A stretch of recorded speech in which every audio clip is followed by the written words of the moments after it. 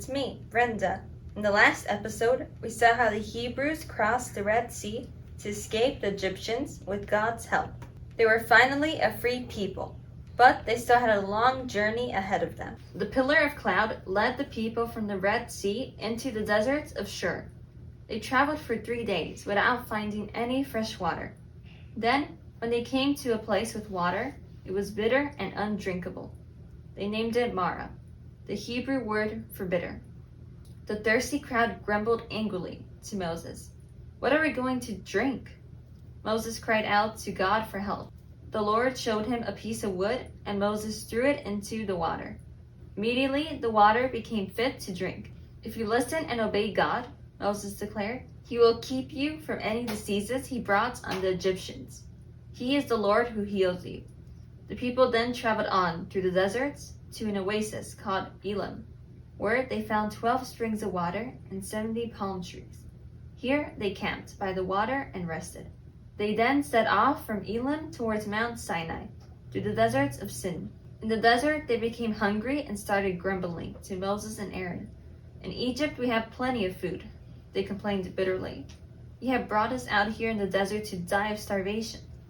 The Lord told Moses, "I'm going to rain down bread from heaven for 6 days each week. On the 6th day, people should gather twice as much. On the 7th day, there will be no bread from heaven, as it is a special day for them to rest."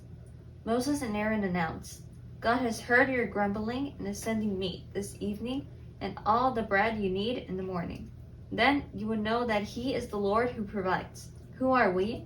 Your grumbling is not against us, but God." Aaron told the crowd to come before God. As they looked towards the desert, they saw the glory of the Lord appearing in the cloud. The Lord promised Moses He was sending meat that evening and bread in the morning. That evening, a large flock of birds called quail landed near the camp. The hungry people caught them and ate the delicious meat. The next morning, there was a layer of dew on the ground, which dried up and became like thin flakes of frost on the ground. "What is this?" they asked Moses. The Hebrew word for "what is it" is manna. "This is the bread from heaven," God promised. Moses explained, "Everyone should gather as much as they need. Don't collect more than you need and store it overnight." Everyone started gathering the manna. It was white like coriander seed and tasted like wafers made with honey. Moses explained that they were to gather just enough for 5 days.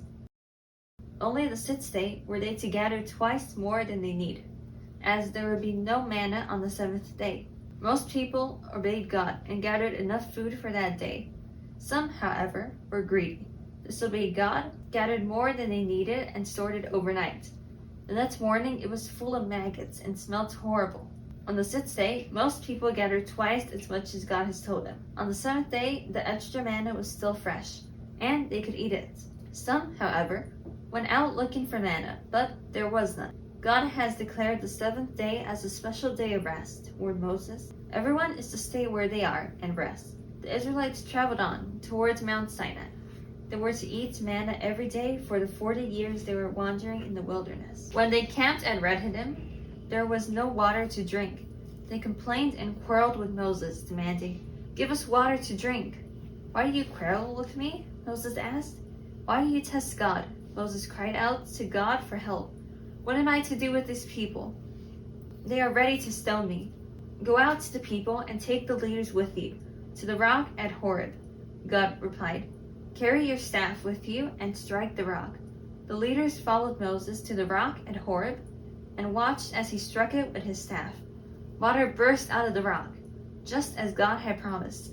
Everyone drank the water. Moses called the place Massah and Meribah, because people had doubted God by asking, "Is the Lord with us or not?"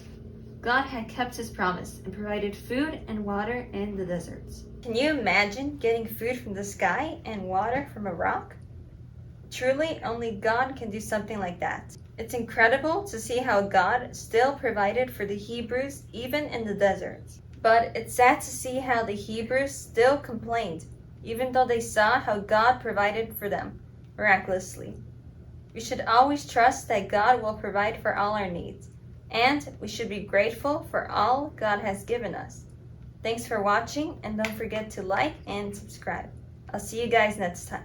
Bye!